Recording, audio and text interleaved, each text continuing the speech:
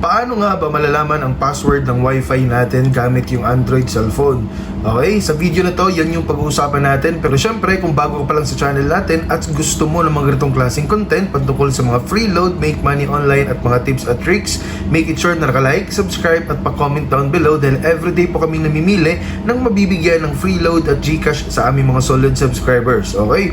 So, sa tutorial natin ngayon mga idol, so napakadali lang, no? Kung paano nga ba natin iti-check or titignan ang password ng Wi-Fi natin. Okay? So, punta lang tayo dito sa settings, no? Pagkatapos, hanapin lang natin yung Wi-Fi network. So, tap lang natin yan.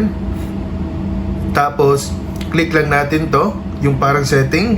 Tapos, pinutin natin tong share icon.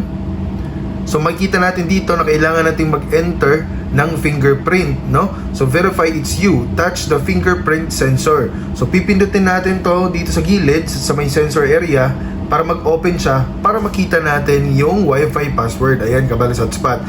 Tapos, kapag meron kang other cellphone, no? Or ibang cellphone na hindi pa connected sa Wi-Fi na to, pwede mong gamitin itong scan na QR code na ito para hindi ka na kailangan mag-enter ng password manually sa cellphone or sa network ng Wi-Fi.